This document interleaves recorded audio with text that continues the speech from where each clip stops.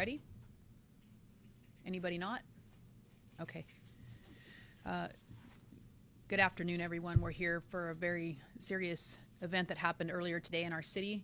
At around 7:30 a.m., the Fresno Police Department received a call of a man down by a passerby in the area of Kern between F and G.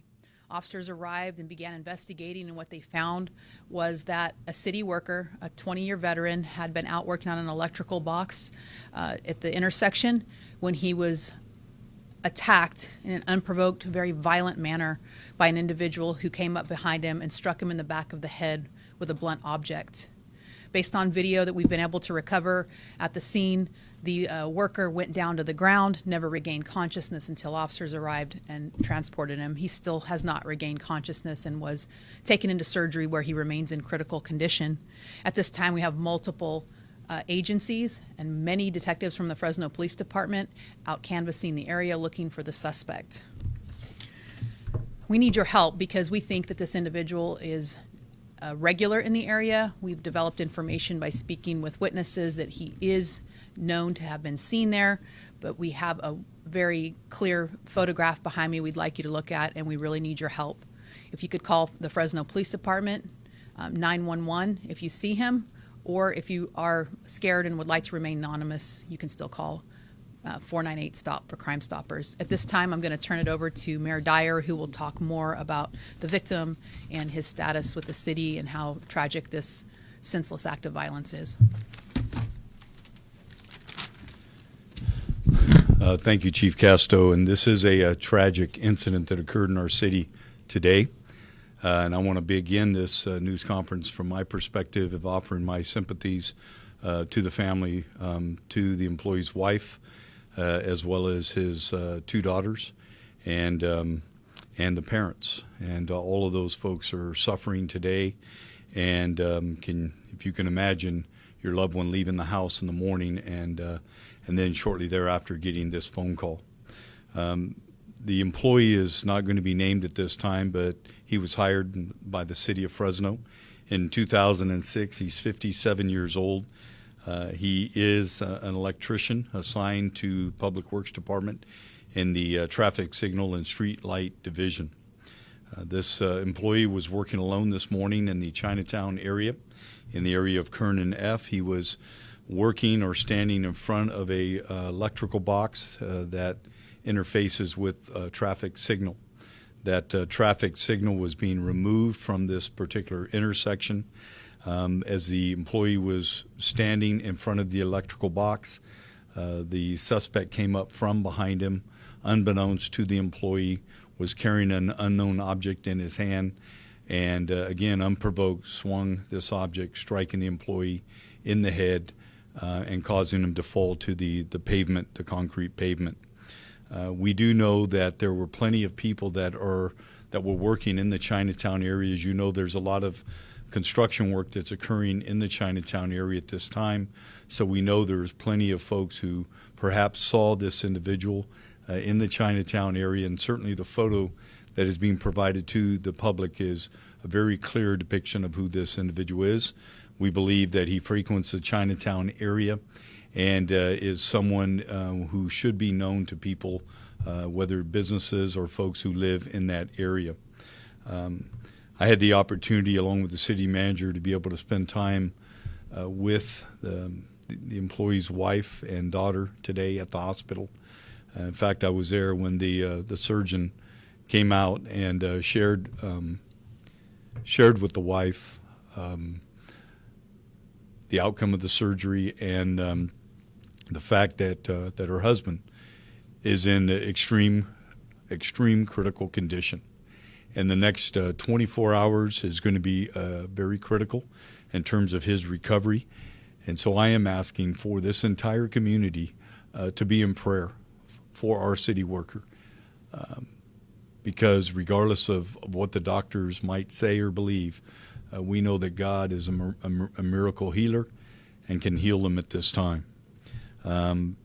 We have our chaplains from the police and fire department who are there with him at this point in time, with the family, and rendering whatever comfort they can.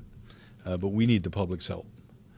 This was a vicious, unprovoked attack in broad daylight. There is nothing the city worker could have done to prevent this.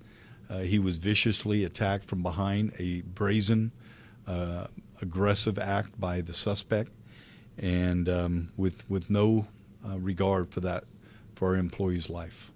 And so again, we're not only are we looking for the public's help in finding this suspect, but also we're asking for the public to be in prayer, and for each and every one of our pastors and our churches to be in prayer for our city employee, who we love dearly, and we're hoping we'll have a speedy recovery. But the next 24 hours will be critical.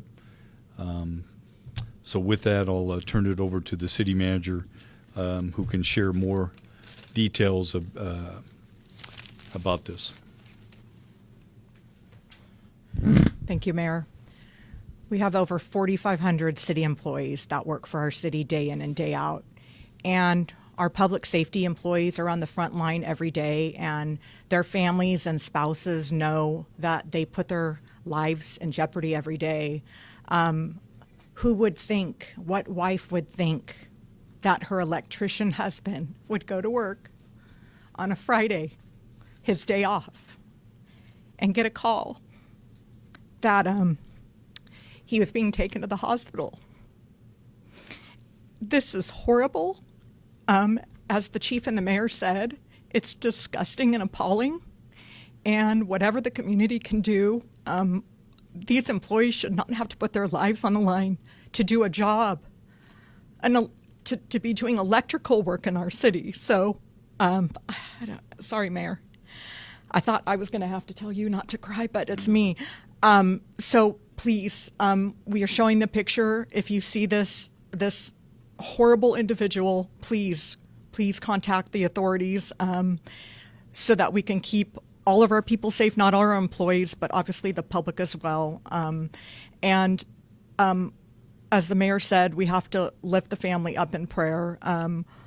What a horrible thing for a family to have to go through. And we look forward and pray that he will overcome these injuries and be able to come back to work at some point in the future. But it is a very serious condition. Thank you very much, Chief.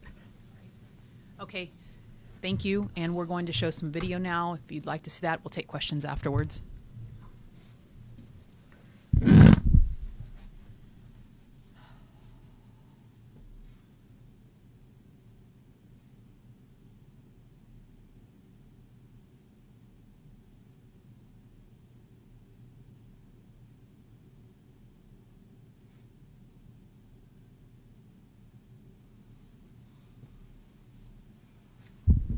We paused the video at that point. It's sickening and disgusting to see what happens next to an individual who's basically defenseless, focusing on his work in that traffic light box.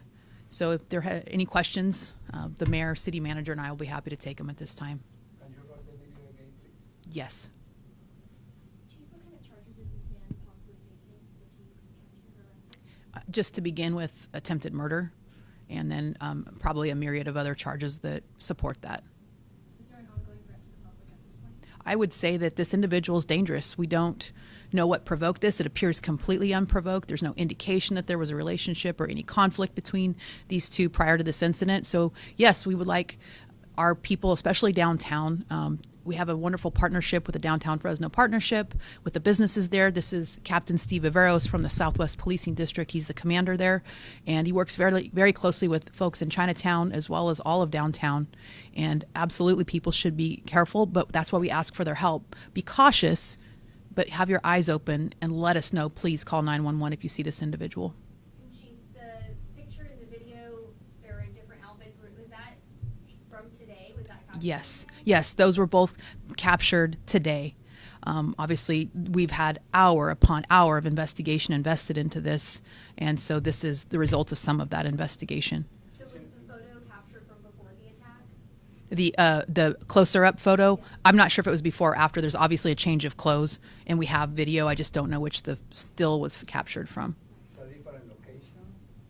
A nearby location, nearby. And can you describe to us the object? I know you said it's like a metal, we don't really know.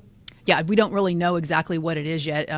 Everybody can just guess, but it's not that clear in this particular video. And although that's important, really what's important to us right now is getting this individual identified so that we can get him in custody and off the street. And this is our community. These random events are pretty rare, and we want to make sure that we send the message that this is not going to be tolerated in the Fresno community. Do we believe this man is part of the unhoused community? It's hard to tell. It's not clear to me. I don't know. It's not always clear to tell. So we don't really, that's not a consideration.